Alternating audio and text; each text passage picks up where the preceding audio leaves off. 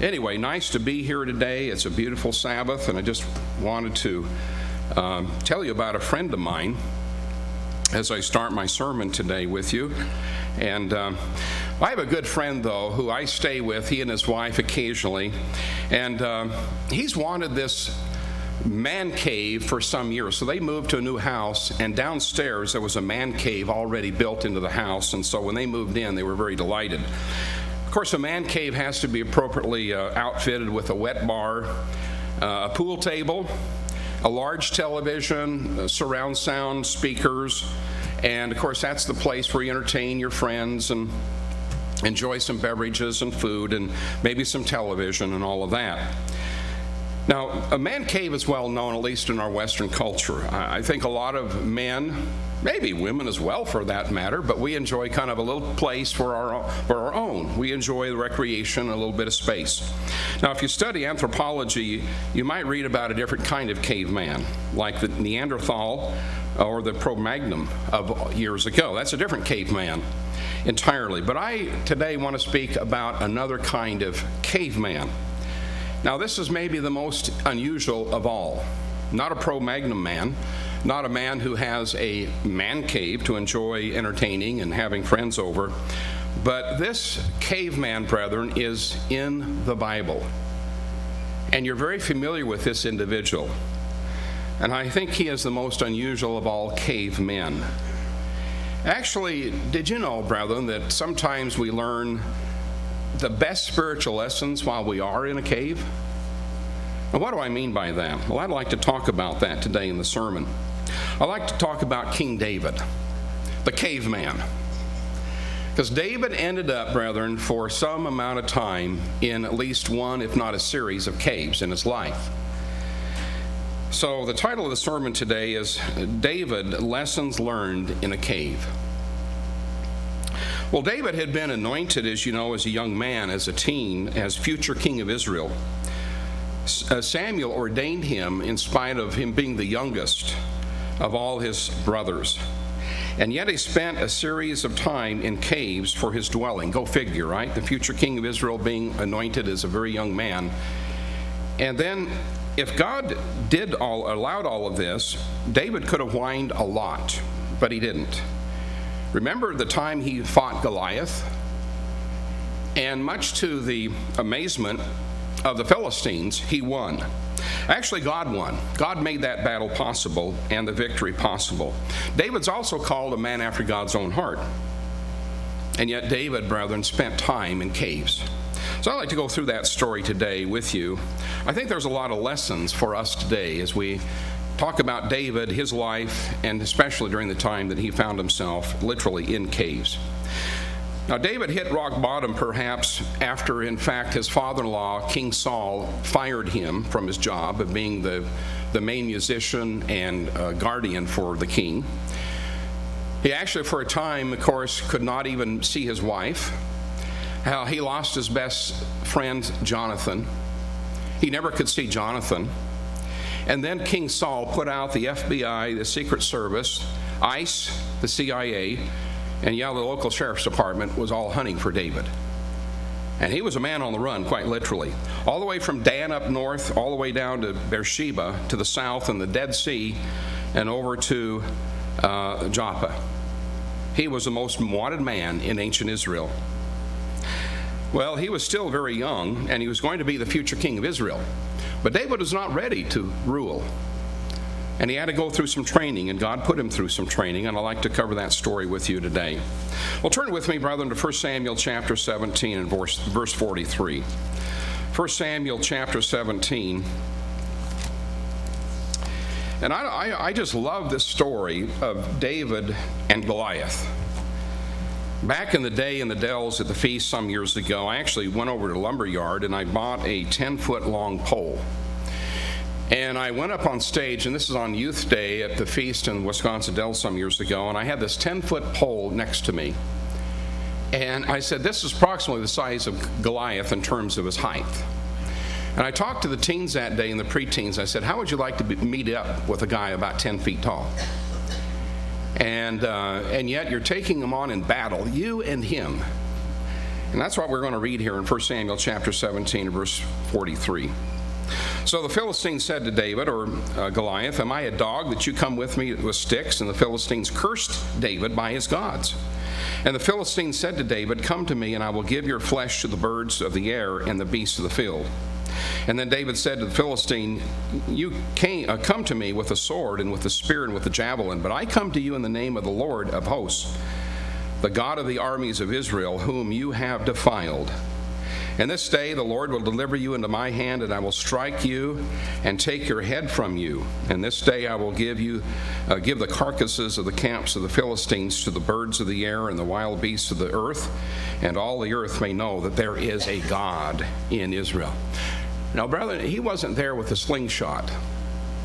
Now, back as a lad, I'd made a few slingshots, and I never hurt anybody with them, because of whatever I was aiming at, it never came close. And that's just how it works. So he picks up, I think it was 3 stones in the brook. He wasn't sure if he needed 1, 2, or 3, but David was sure that's all he needed. And he didn't come with armor. Remember, the armor was well larger than he needed, and he sloughs that off, and he goes into battle, not with his armor, not with a fancy military part of equipment. He goes to the enemy here, Goliath, in God's name. That's all we need, brethren. We don't need more than God. We don't need defenses. We don't need armor. We don't need a fancy military machine behind us any more than David did. We just need God. And that's all we need. God is a majority of one always, isn't he? He's always the majority. So here this young man, a teenager, walking into this valley of death, we might call it, as far as the assembly was concerned. Verse 47, "And this assembly shall know that the Lord does not save with sword or spear, for the battle is the Lord's, and he will give you into our hands." And so it was, when the Philistine arose and came and drew near to meet David, and David hurried and ran toward the army to meet the Philistines. I just love that verse. What's a little different about it? Verse 48, brethren. David hurried and ran toward the army. I don't know about you, but I'd be burning rubber backwards. How fast can I get out of this valley? How can I go back to my dad's sheep here? And what am I, 15, 16? Who do I think I am? He ran toward the Philistines. Now that's a pretty different attitude, isn't it, for this caveman? I mean, that shows faith. That shows real trust as a young man, as a teenager. So no one can tell us, brethren, teens don't have faith. All we need is to understand God deals with youth. He works with youth. When they're very young, God calls them, opens their minds to the truth. Verse 49, David put his hand in his bag and took out a stone, and he slung it and struck the Philistine in his forehead, so that the stone sank into his forehead, and he fell on his face to the earth. So David prevailed over the Philistine with a sling and a stone. That's the unique thing, because God was doing this, and struck the Philistine and killed him. But there was no sword in the hand of David. Therefore David ran and stood over the Philistine and took his sword and drew it out, just like it was stated earlier, and drew it out of its sheath and killed him and cut off his head with it. And when the Philistines saw that their champion was dead, they fled. Now that, brethren, was a dramatic flare, not just for the gore, but it was to show the Philistines this champion is dead. I mean, maybe it had been knocked unconscious there. They didn't know. But when you do that, that shows this individual is deceased. And then, of course, they left the scene as fast as they could. Verse 52. Of course, once the Israelites understood what was happening, they pursued the Philistines as far as the entrance of the valley. That's an amazing story, brother. It really did happen. And that shows you the faith of this young man. And a stirring example it is of faith in action. Well, chapter 18, let's go on in verse 1. Now, when he had finished speaking, this is after David had met Saul the second time and understood a little bit more about him. So when he had finished speaking to Saul, the soul of Jonathan was knit to the soul of David, and Jonathan loved him as his own soul. And Saul took him that day and would not let him go home to his father's house anymore. And then Jonathan and David made a covenant because he loved him as his own soul. And he took off the robe that was on him and gave it to David with his armor, even to his sword and his bow and his belt. So David went wherever Saul sent him and behaved wisely. And Saul set him over the men of war, and he accepted in the sight of all the people and also in the sight of Saul's servants. So he set him over all of these men. In verse 16, it happened when they were coming home that when David was returning from the slaughter of the Philistines, the women came out and they danced. They thought that was amazing. This young man, really still probably a teenager, if not a young adult, had done all these wonderful deeds. A little bit later in the same chapter, let's just run down to, let's pick it up in verse 14. One thing that we are reminded here several times, David behaved wisely in all his ways, and the Lord is with him. You know, brethren, things are going good right now. One thing about David, brethren, that you read when you go through these scriptures is David behaved himself wisely even when times were bad. It's very easy to kind of put on a front when things are good, and here he is being promoted as a very young person. But God honored his wisdom. But when things are going bad later on in David's life, he still behaved himself wisely. That really differentiates a mature individual from someone who is less mature. This is phenomenal. Verse 14, he behaved wisely in all his ways. In verse 15, therefore, when Saul saw that he behaved very wisely, he was afraid of him, because all Israel and Judah loved David, because he went out and came in before them. Then Saul said to David, well, here's my older daughter Merab, and I will give her to you as a wife. Only be valiant for me and fight the Lord's battles. For Saul thought, let my hand not be against him, but the hand of the Philistines be against him. Well, he was setting up his future son-in-law for death. Well, I'll elevate you, David. I'll give you my wife, one of my daughters here. But then, of course, I really expect you to die in battle someday, right? That's how he cared for his future son-in-law. And verse 18, so David said to Saul, who am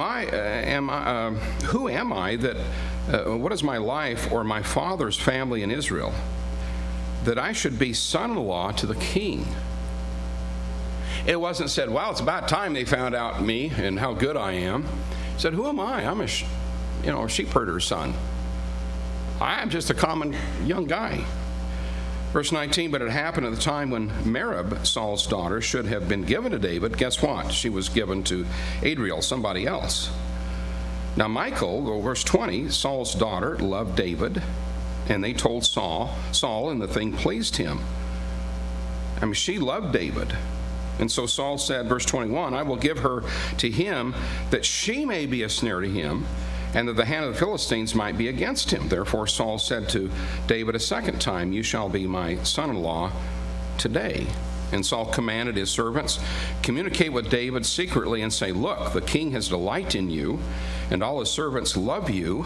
Now therefore become the king's son-in-law. Again, he was setting David up. Oh, you're just one of my favorite people, David. You know, I just really like you. You're just like family. Oh, you are family. And it was nothing but a pack of lies. Verse 23, so Saul's servants spoke these words in the hearing of David, and David said, does it seem to you a light thing to be a king's son-in-law, seeing I am a poor and lightly esteemed man? He never varied from that humility.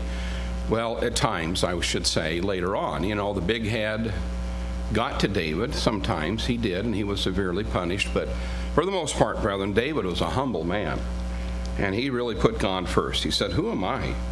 So let's drop down further, down to verse 28. Saul saw and knew that the Lord was with David, and that Michal, David's daughter, loved him, and Saul was more afraid of David, and so Saul became David's enemy continually. Then the princes of the Philistines went out to war, and so it was whenever they went out that David behaved himself more wisely than all the servants of Saul, so that his name became highly esteemed. Well, David wasn't worried about impressing man. He was worried or concerned about impressing God. You know, God will take care of man if we are, first of all, concerned about God. Things will take care of itself. That was David's approach, and he was greatly blessed for that. We drop now into chapter 19 and verse 1. Saul spoke to Jonathan his son and to all his servants that they should kill David, but Jonathan, Saul's son, highly delighted greatly in David. And so Jonathan told David, saying, "My father Saul seeks to kill you, therefore please be on your guard until morning and stay in a secret place and hide." You know, really a sad story, isn't it? He's newly wedded, and then his father-in-law is out to kill him. Verse 3, "I will go out and stand beside my father in the field where you are, and I will speak to my father about you, and then what I observe I will tell you." So Jonathan spoke well of David to Saul his father, and said to him, "Let not the king sin against his servant, against David, because he has not sinned against you, because his works have been very good toward you." Well, again, it speaks so much of David's character. Even when the father-in-law was out to kill him, David spoke well of his father-in-law with respect. And that's so unlike human nature, because somebody doesn't like us, we can sure not like them quickly. And we start to grouse a lot. Well, David wasn't that kind of man in terms of character.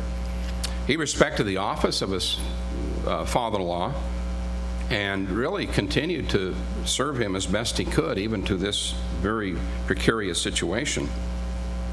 And you really have to feel for Jonathan. He loved David, and then, of course, he loved his father, but his father was mad with anger and rage. I mean, that is a tough situation. So he spoke up to his father and said, "Dad, no, he doesn't hold any grudges against you. He's respectful, he's kind and considerate. You're the crazy man here. You know, David is well respected. He's supportive of you. Come on." Down in verse 8, there was war again, and David went and fought with the Philistines and struck them with a mighty blow, and they fled from him.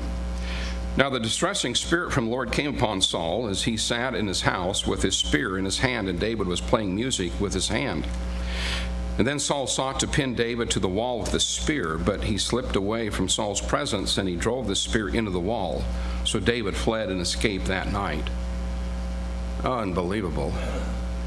You know, we sometimes have all of these jokes about the in-laws and the outlaws. I tell you, Saul was an outlaw and then some. Here's a man who had a demon, and in a demonic rage tried to assassinate David that night. And then verse 11, Saul also sent messengers to David's house to watch him. Well, that's why I say he started to send out the FBI and ICE and all the rest of them, and to kill him in the morning. Michal, David's wife, told him, saying, "If you do not save your life tonight, tomorrow you will be killed." You know, I know my dad. I know what he's like when he gets into these rages. So here she's a very brave lady. She lets David down through a window, and he went and fled and escaped. I mean, he couldn't go out the front door. There were the guards, so he goes out the back window with her help. So a very brave lady here. Verse 13, Michal took an image and laid it in bed and put a cover of goat's hair for his head and covered it with clothes. It sounds like a grade B movie here, doesn't it? You know, does that really fool people? Verse 14, so when Saul sent messengers to take David, she said, "Oh, he's sick." And then Saul sent the messengers back to see David, saying, "Well, bring him up to me in the bed that I may kill him. I don't care if he's sick or not. Take him in bed." And when the messengers had come there was the image in the bed with a cover of goat's hair for his head. And then Saul said to Michal, "Why have you deceived me like this and sent my enemy away so that he has escaped?" And she answered Saul, "Well, he said to me, 'Let me go. Why should I kill you?'" I mean, it's just, again, a very respectful attitude. And David fled, verse 18, and went to Samuel, that's in Ramah, and told him all that Saul had done. And he and Samuel went and stayed in North. That would be the logical thing, because here's the prophet that anointed David some years earlier, and you'd naturally go to the prophet and say, Samuel, look, things are out of hand here. I don't know what's going on, but I have respected this king, and I'm under God's rule, but I come to you as prophet. What do we do? What are we going to be doing from now on with this situation? So the story continues to unfold here in chapter 20. And he fled from there and went, in verse 1, chapter 20, and said to Jonathan, what have I done? What is my iniquity and what is my sin before your father that he seeks my life? Brethren, here David is without reproach. It's not his problem, but he's saying maybe there is something wrong with me after all. What do I have something that I've said, or my character? Have I done something, Jonathan? Help me out. Well, it wasn't anything like that. So Jonathan said in verse 2, no, by no means. You shall not die. Indeed, my father will do nothing, either great nor small, without first telling me. So I'm going to help you. And why should my father hide this thing from me? It is not so.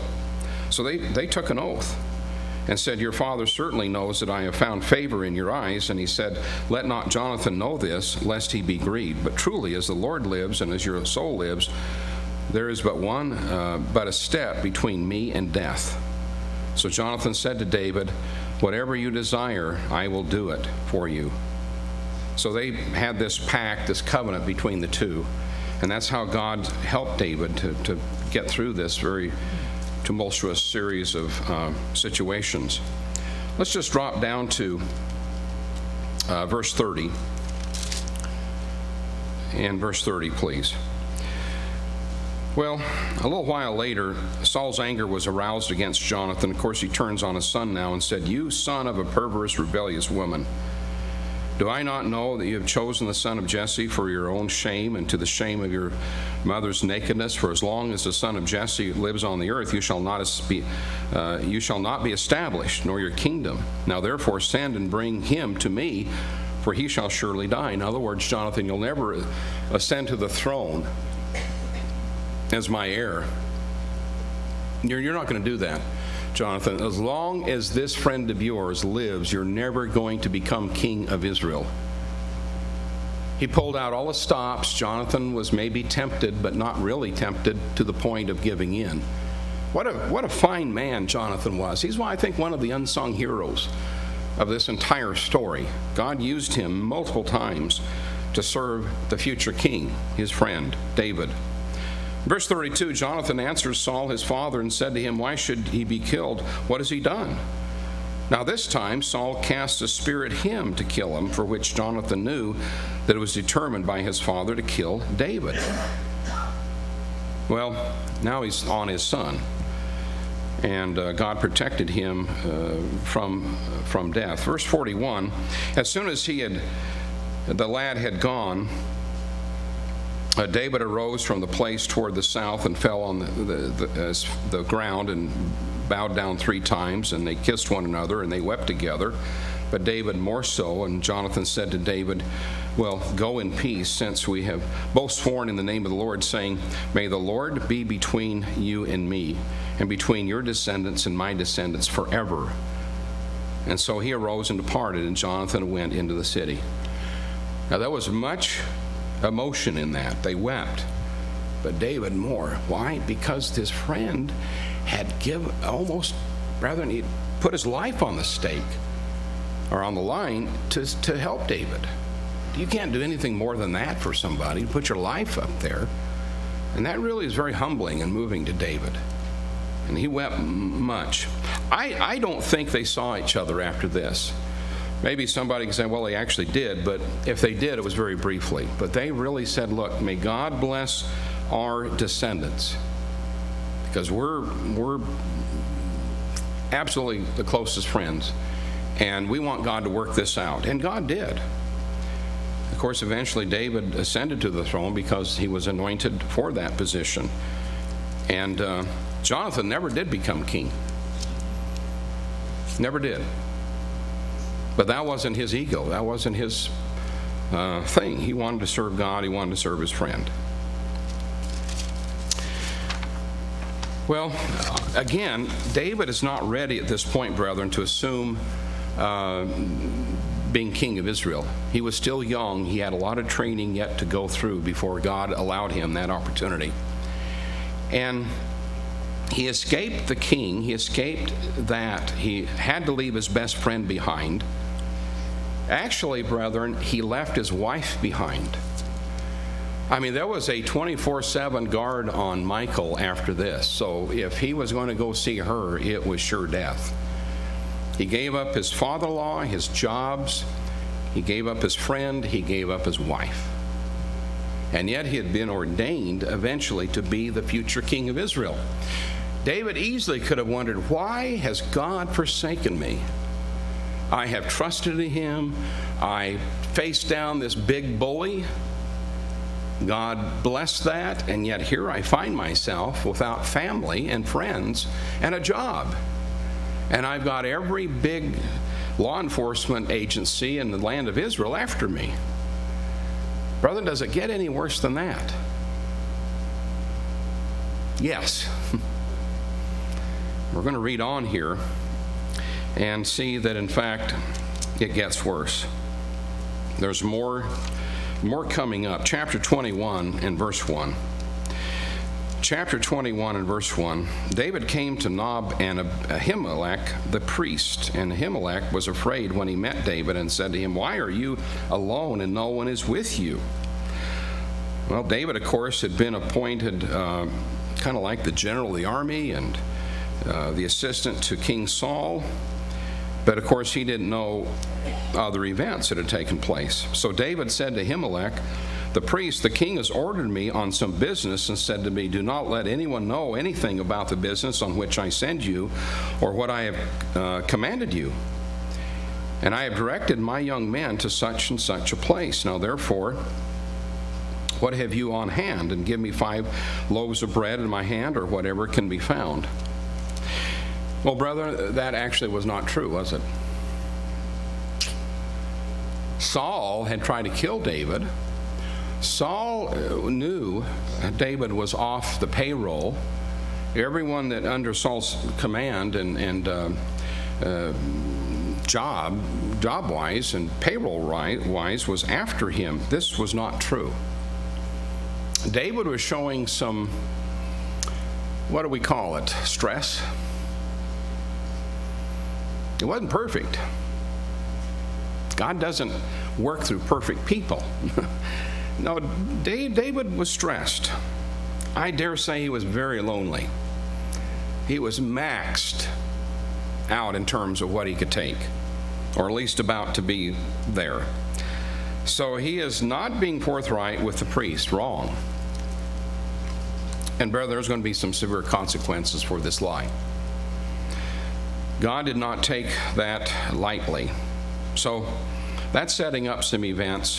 Verse 7, "Now a certain man of the servants of Saul was there that day when David was telling Ahimelech that story, detained before the Lord, and his name was Doeg the Edomite, and the chief of the herdsmen who belonged to Saul." Now that's not a good thing. He was really part of the job corps, we might say, for King Saul.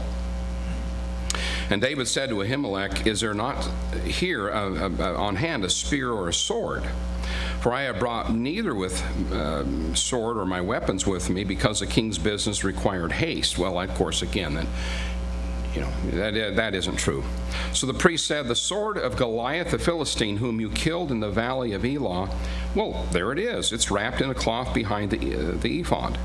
And if you will take it, take it. For there is no other except the one here."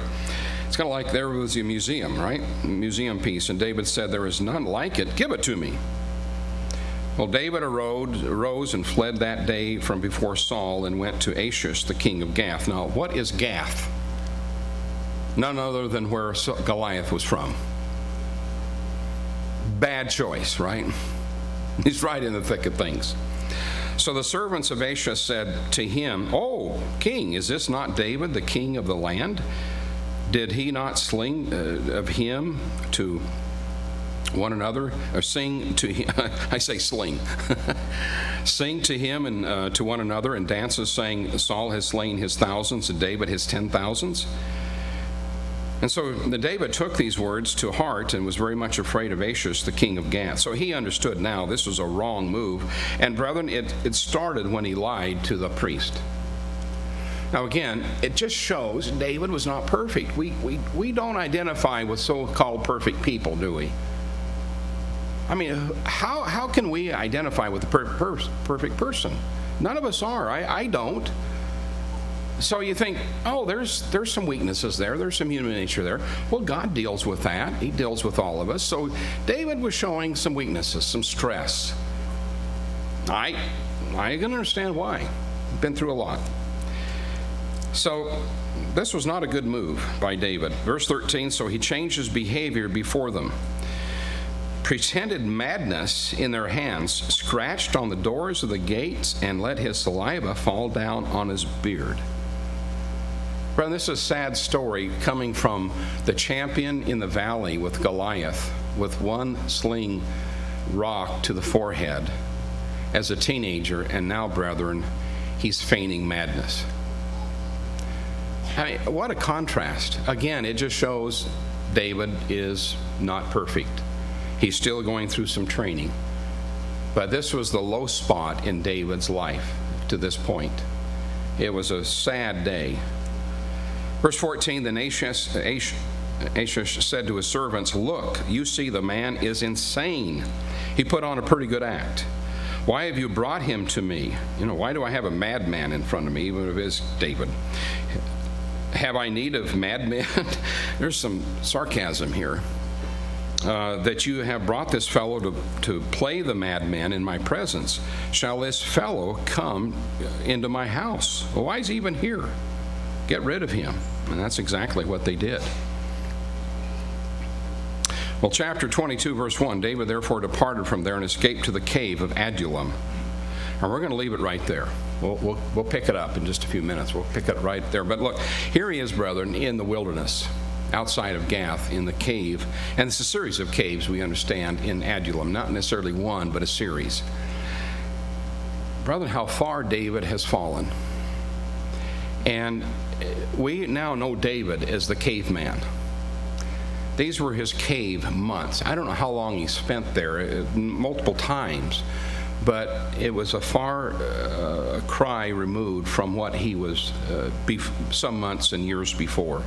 Everything David might have leaned upon, brethren, to this point in his life was now taken away from him. Think about it. His wife, his position, working for the very king, his relationship with his father-in-law. He was a man on the run, the most wanted man in Israel, by far.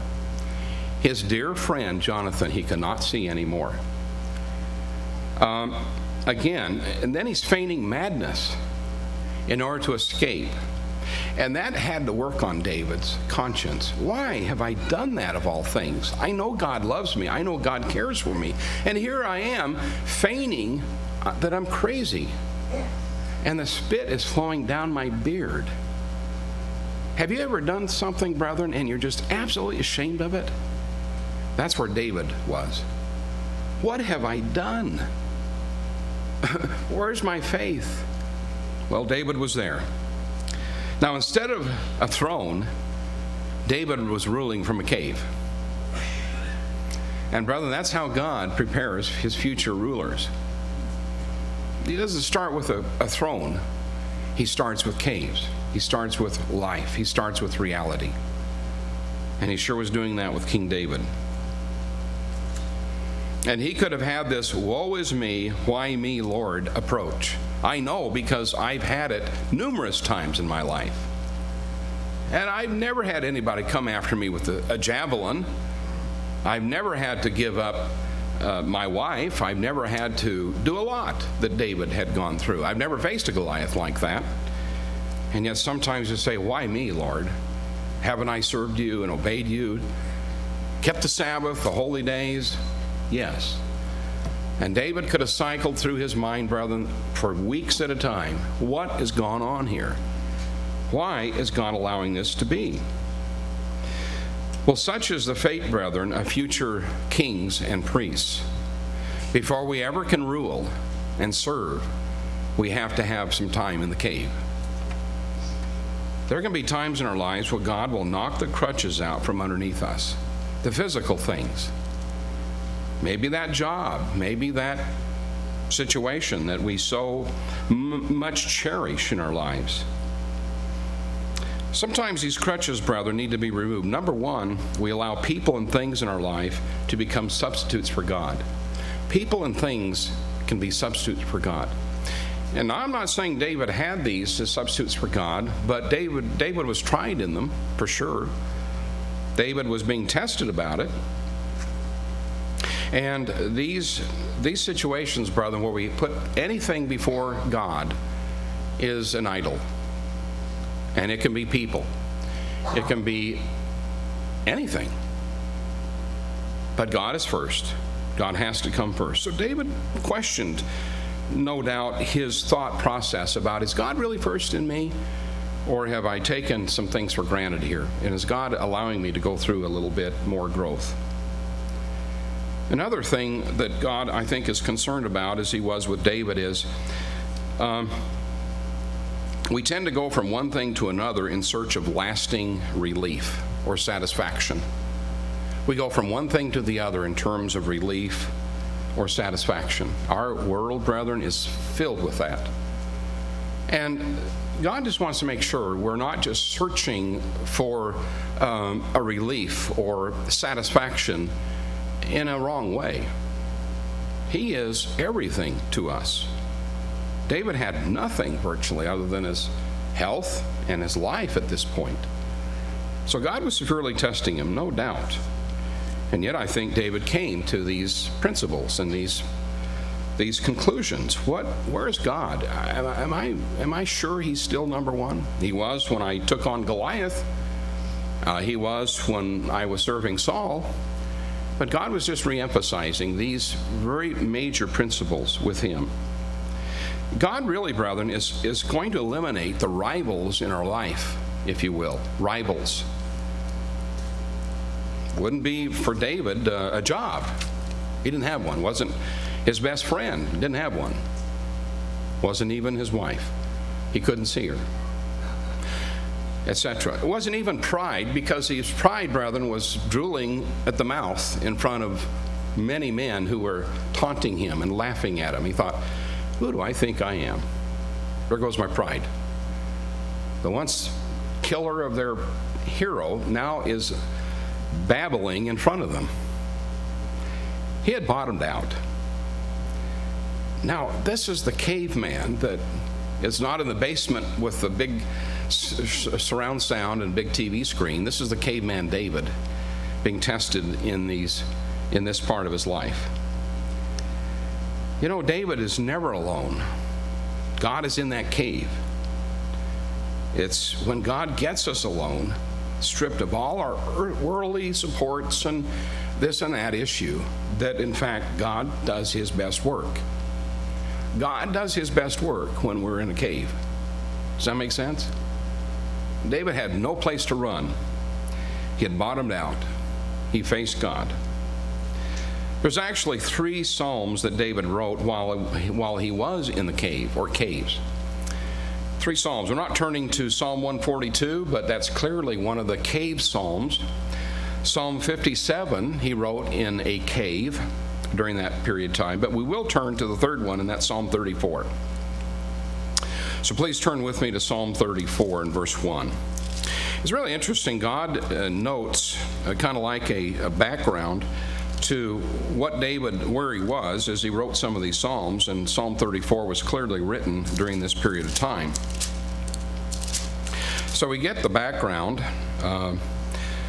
Notice the preface, the Psalm of David, Psalm 34, when he pretended madness before Abimelech, who drove him away, and he departed. All right, now this is after you've lost your pride and What was David's attitude as he's coming through this? Well, we're going to read about that. Verse 1, I will bless the Lord at all times. His praise shall continually be in my mouth. My soul shall make its boast in the Lord, and the humble shall hear of it and be glad. O magnify the Lord with me, and let us exalt his name together. I sought the Lord, and he heard me and delivered me from all my fears. Now, can we say that David did that at that time when he feigned madness? No, he didn't, but he learned to do that a bit better. And he wrote about that in a song. And I picture David in one of these caves in Adullam with his stringed instrument, had created this song, and he's strumming away, singing these words, all by his lonesome. It's therapeutic. It's what he's learned. It's encouraging him. Now, verse 5 says, they looked to him and were radiant, and their faces were not ashamed. That's saying, oh, I sought God, and he accepts me, even though I feigned madness, and even though I lied to the priest. God has accepted me back. God has forgiven me. I can sing praises to his name. One of the worst things, I think, brethren, about sin or any discouraging time is, God has forsaken me. I've blown it this time. That God must be really upset with me. This is how David fought that. He didn't run from God other than going to a cave. And then he faced God. He says, God, you love me. I can't outgive you. I can't outrun you. You're there. Now, verse 6 says, this poor man cried out, and the Lord heard him and saved him out of all his troubles. Who do you think that's referring to? Who's the poor man? Well, that's David. He's really browbeaten.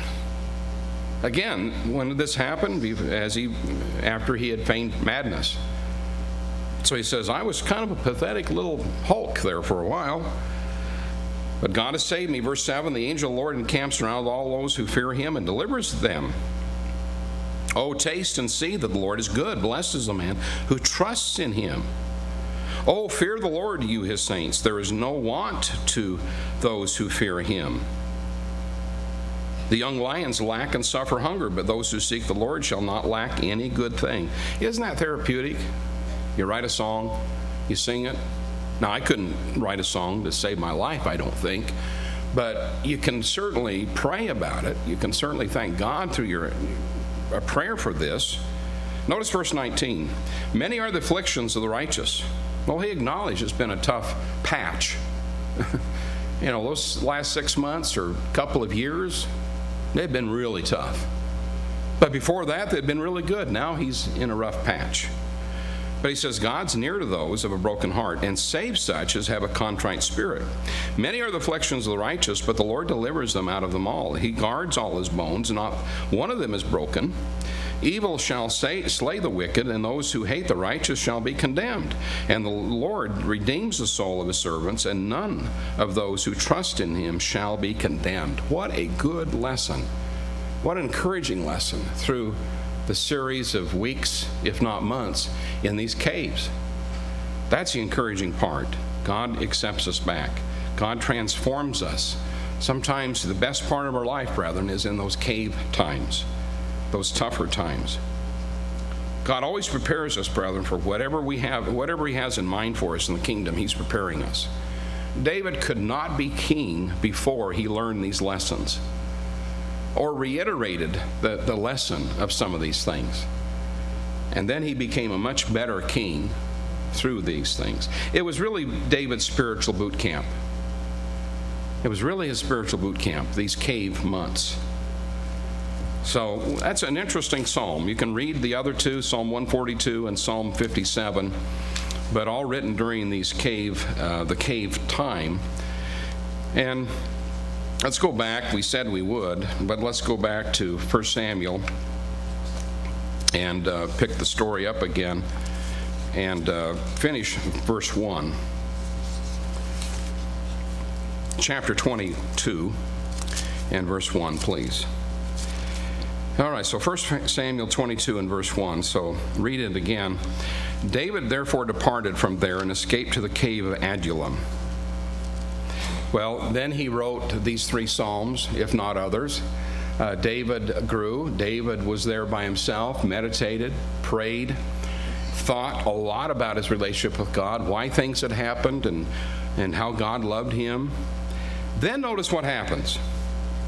So when his brothers and all his father's house, heard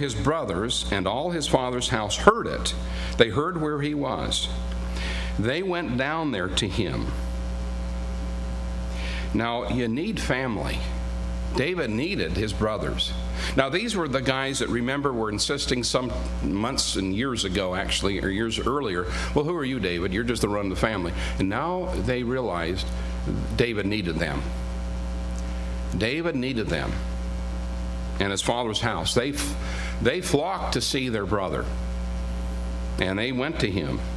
And they loved him. And they were a part of that experience now with David. It says in verse 2, who else came? Well, we need family. We need family. Everyone, verse 2, who was in distress. Everyone who was in debt. And everyone who was discontented gathered to him. So he became captain over them. And there were about 400 men with him.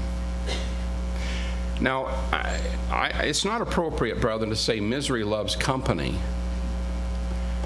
But David had learned things from the time he feigned madness, from the time he lied to the priest, to this point. David wasn't ready to rule anyone yet until he learned some lessons. More lessons than what he knew as a younger man. Then when he learned those lessons, God allowed others to come to him. He had changed. David wasn't probably somewhat bitter. He had gotten over that. Because remember the psalm we just heard? That wasn't a bitter psalm. That wasn't, woe is me, God, woe is me. And now the chorus, woe is me, God. Aren't you glad I don't have special music today? But brethren, that could have been the special music if David hadn't learned some things. A bitter song. Wasn't bitter. You and I read it. So God then changes him, and these people are flowing to him. He's ready to teach. He's ready to be a good example, a positive example. If the bitterness was there, I think it was, it's gone. Was the negativity there? I think it was. It's gone. Was the woe is me? And I think it was there. It was gone. God didn't allow David to lead until he learned those things. Now he had learned those things, or deepened those lessons, if you will. Now he's ready to lead. He's ready to serve. He's a different young man than he was a year or two before. These cave months were very important to David's future. He needed that. So we see the transition. He's alone. He's changing. He's growing. The family comes, and now 400. Now these people were in debt. They were discontented, and they were in distress. I don't know if David was in debt, but he sure was discontented and in distress. And you know, we could also say here, David was an empathetic person. He wasn't, oh, come on, I'm the giant killer. Come on, get a grip. You know, you have little faith. I killed this 10-foot guy when I was 16 years of age. What have you done? You know, as long as you kind of have that, maybe he had that attitude. I don't know. I'm not judging David. I'm just saying, brethren, that he had some transformational time here. And these people flocked to him. He had to be a positive man because they weren't going to follow a discontented man who had nothing to offer them. They were already discouraged. They were in distress. They were discontented. And they needed hope. They needed somebody to, frankly, rally around. And he was that kind of man now. So he starts off with his family. Then God adds 400. It's interesting, too, these people had gone through so much. because, of course, Saul's reign was terrible, terribly abusive, taxes, all kinds of hurts and political intrigue, and they were flowing to David now, and he was the one to lead them. Let's turn to verse 3, this very next verse. Then David went from there to Mizpah of Moab and said to the king of Moab, "Oh, please let my father and my mother come here with you till I know what God will do for me." So David wasn't sure of his future, what would happen, specifics, but he said, "I want to take care of my family. I want to take care of my parents." Now, why Moab? Well, because Ruth was a great grandmother to David's father, Jesse. He was partially a Moabite through Ruth. So there were strong family ties there, and a part of the extended family some generations before. It was a logical place for him to deliver his parents for safekeeping and comfort in their older years. So he honored his parents. Verse 4, he brought them before the king of Moab, and they dwelt with him all the time that David was in the stronghold. And then verse 5, now the prophet Gad said to David, "Do not stay in the stronghold, depart and go to the land of Judah." So he goes right back. So David departed and went into the forest of Hereth. Now this again, brethren, is not the logical step, because this is back into Saul's territory. Moab, being to the east across the Jordan River, was at least somewhat out of the territory. Now he's back in, and this is according to what he was told to do by the prophet Gad. So verse 6 tells us, again, his extended hierarchy of spies in the land heard that David and the men who were with him had been discovered. Now Saul was staying in Gibeah under the tamarisk tree in Ramah with his spear in his hand and all his servants standing about him. Then Saul said to the servants who stood with him, "Hear now, you Benjaminites, will a son of Jesse give every one of you fields and vineyards and make you all captains of thousands and captains of hundreds? And all of you have conspired against me, and there is no one who reveals to me that my son has made a covenant with the son of Jesse. And there is not one of you who is sorry or reveals to me that my son has stirred up my servant against me to lie in wait as unto this day." Of course, that wasn't the truth, but his extreme attitude was saying this, and so he's saying, look, who else can buy you off? David can't do this. I own the land, and I'm going to do this for you. And then answered Doeg. He bit, and the Edomite, remember him earlier?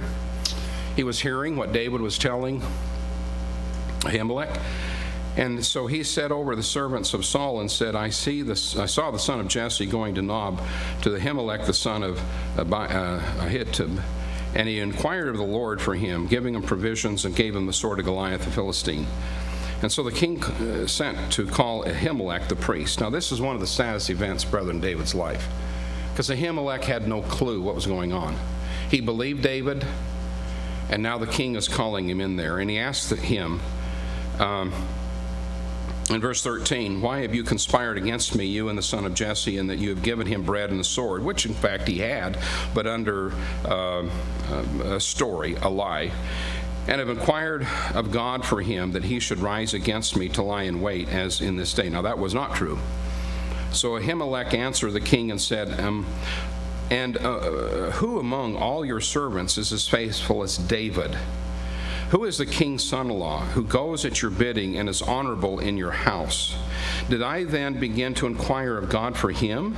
Far be it from me. Let not the king impute anything to a servant, or anything to the house of my father, for your servant knew nothing of all of this, little or much. Now all of that was the truth from the heart.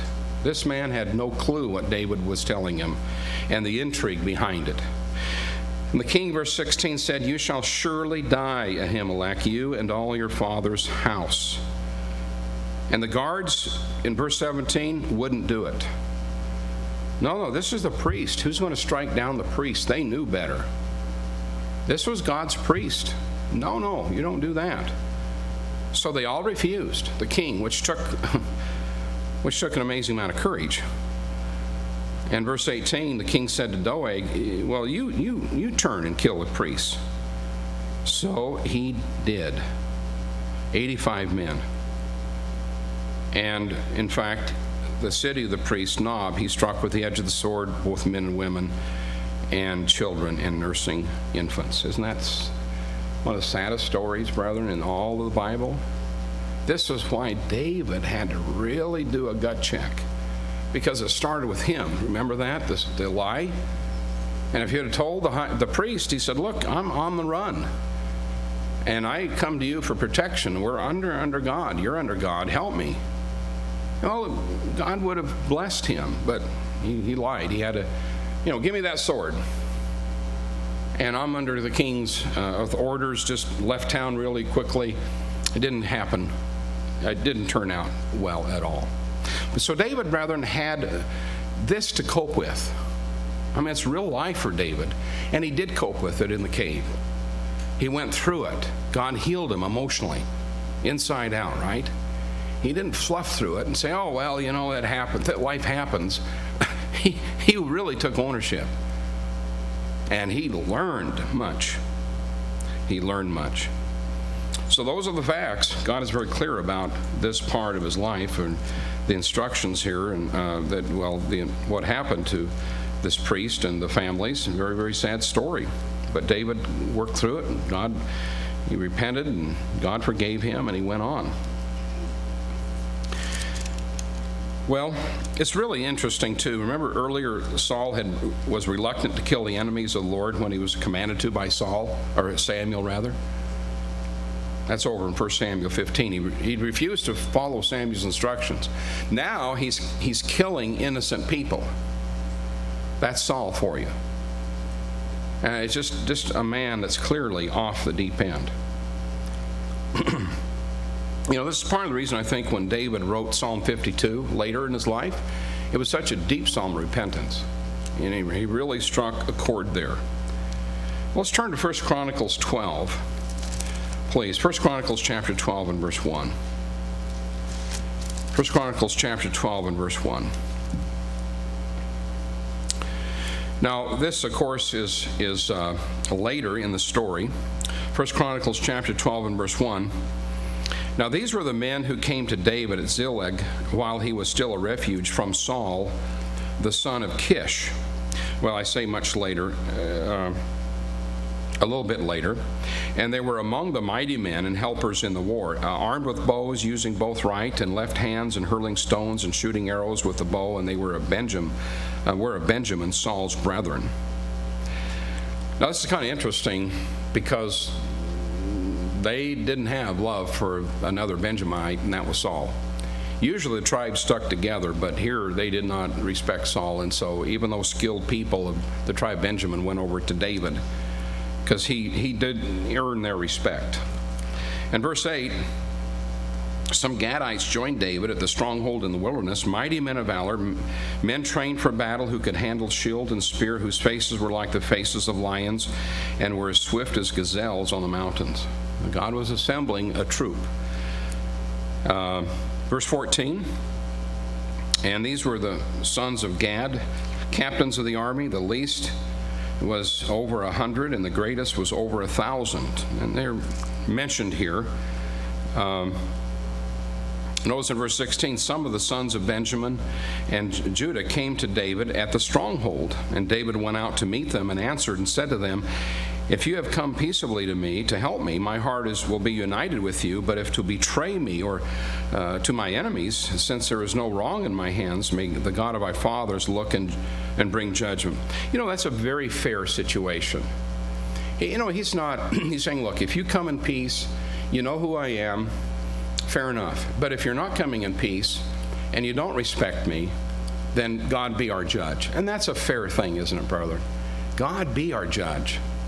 We don't know all there is to know. So David is saying, look, I don't know your heart, and I'm not judging you. I'm just saying God judges you. You know what's in your heart. You know who I am, and let God be the judge. That's a very fair approach. Sometimes we just don't know. And so David in this case said, look, I frankly don't know you. You could do me a lot of damage if you're against me. But I trust God, and God will work this out. Let's just have God as our judge. Fair enough. Fair enough. Verse 18, then the Spirit came upon Meshai, chief of the captains, and he said, we are yours, O David. We are on your side, O King of Jesse. Peace, peace to you, and peace to your helpers, for your God helps you. So David received them and made them captains of the troops. So right away they responded, and they were unified in that regard. Let's go down to verse 38. And all these men of war who could keep ranks came to Hebron. You know, keeping ranks is interesting. It doesn't mean they march in a straight order. You know what it means? They didn't run in battle. They did not run. This is the kind you want. You know, when it's tough, this is the kind of person you want. Because once they break rank, there's gaps. That's dangerous, because you don't know if someone's going to come from this side or this flank or behind you, because they maybe have left you. And you can't go all points of the compass at the same time. You say, can I depend on you? Can I depend on you? Can I depend on you? Because you can depend on me when we're in the thick of it. That's what it means not to break ranks. That's the kind of person you need, not only in a physical battle, but a spiritual battle. People who hang together and say, I've got your back. You know. Well, that's interesting. He says, let me get to verse, 38? Could keep ranks, and they came to Hebron with a loyal heart to make David king over all of Israel. Well, this, of course, is a little bit later, and all the rest of Israel were of one mind to make David king. Then verse 38, they were with David there 3 days, eating and drinking, and his brethren had prepared for them. And then, moreover, verse 40, those who were near to them, as far away as Issachar and Zebulun and Naphtali, were bringing food on donkeys and camels and mules and oxen, provisions, flour and cakes of figs and cakes of raisins and wine and oil and oxen and sheep abundantly, for there was joy in Israel. They're going to have a bigger potluck than we are today, right after church. But you know, that's a wonderful thing. God brought them together. But this man was ready by that time. He wasn't just somewhat experienced, somewhat trained. No, the caveman years had done a lot of good for David. He'd really come through things. So that's almost the end of the story, as God now has given him that kingship. Let's turn to 2 Samuel 22. 2 Samuel 22. There's just a little bit more, brethren, and then we'll conclude here. 2 Samuel 22 and verse 1. 2 Samuel 22 and verse 1. Okay, verse 1. Now David spoke to the Lord the words of this song on the day when the Lord had delivered them from the hand of all his enemies and from the hand of Saul. And he said, so again, this is a song. Notice what the song contained. He said, the Lord is my rock and my fortress and my deliverer. Why do you think David focused on a rock? Because he sure was familiar with caves. He sure was familiar with rocks. He probably spent a lot of days just looking at all those rocks in that cave or series of caves and meditating about his life as he wrote some of those psalms. So I think, brethren, it's clear to me that David is really reflecting on those big, powerful mountains or hills and caves that he dwelt in that were really his house, his dwelling place for quite a while, as God now is teaching him many lessons. And then he gives the analogy, which is very well known in Scripture, including right here. The Lord is my rock, my fortress, my deliverer, the God of my strength, verse 3, in whom I will trust, my shield and my horn and my salvation, my stronghold and my refuge, my Savior. You shall say, or have to save me from violence. You save me from violence.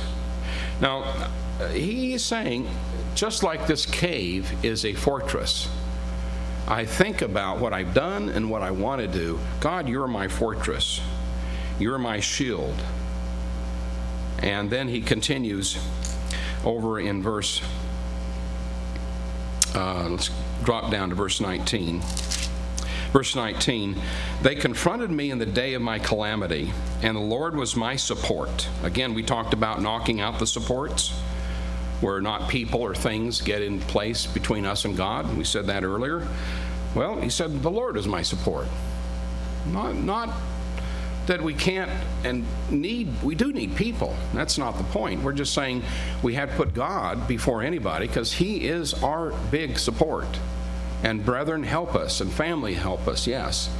But it's not that we don't have God as number one. Then he says in verse 20, he also brought me out into a broad place. He delivered me because he delighted in me. That's pretty hard for David, I think, to realize God did love him after some of the things he did. Right? Because sin does that. We think, oh, God just is disgusted with.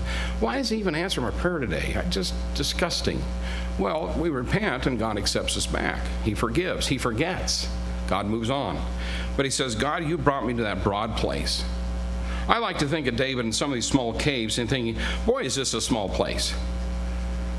I used to live in a lot bigger places. And he's thinking now, God brings me to this beautiful, wonderful area where he has room to maneuver and live and dwell with God, live with God. But you know, a cave is a very small little place generally. We've been in some of these larger caves in Merrimack Caverns, is it? And the big one in Texas, I forget now. It can be quite large. But we've been in caves that you have to hunker down in, and they finally close up. Is anyone claustrophobic other than me? Oh, my. It's scary, isn't it? I have dreams occasionally that I'm in a place and I get stuck and I can't get out. Then I wake up. I just am claustrophobic to a degree. I'm glad we have Big Hall today. But, you know, David is saying those walls came in on me pretty snug. And God, I want a joyful place. I want a happy place. I want a big place. He said, bring me to that. And God did. Okay, verse 32. Who is God except the Lord? Who is a rock except our God? Who is my strength and my power? He makes my way perfect. And then down to verse 47. The Lord lives, blessed is the rock.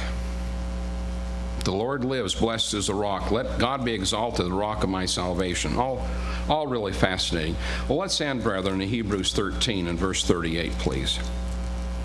So I like to think, brethren, some of those scriptures, that analogy was at least hastened by David's cave months and time spent there and lessons learned. And so David wrote much about the rock, Jesus Christ, the rock, and then God, the Father, the rock. Hebrews 13 and verse 30. I appreciate your attending us today, and certainly appreciate being here as well and sharing the Sabbath with all of you. Hebrews 11 and verse 38. Hebrews 11 verse 38. We'll just kind of break into the thought here. Of course, at the end of what we call a faith chapter, of whom the world was not worthy, they wandered in deserts and mountains, in dens and caves of the earth. I like to think David was a part of that. There were other cave dwellers in the Bible, but certainly I think David could be included as one of the main ones. So, brother, that's part of faith building, is the time spent in the cave. Let me just give you 4 short lessons I think David learned in the cave. Number 1, David learned that even when he was not faithful to God, God remained faithful to him. Even when David was not faithful to God, God remained faithful to him. And the second thing I think David may have learned is, well, we know this: when God is all you have, he's all you need. When God is all you have, he's all you need. I think David learned that too. Number 3, God is greater than any challenge we may face. God is greater than any challenge we may face. And number 4, we can trust God no matter how dark things may get. We can trust God no matter how dark things may get. So David the caveman, and I think, brethren, we all spend our time in caves, but there's wonderful hope and help and encouragement and lessons learned as we prepare for kingship and priesthood service in God's wonderful plan. Well, have a happy Sabbath. Good to see all of you. My pleasure for greeting all of you and being here with you today.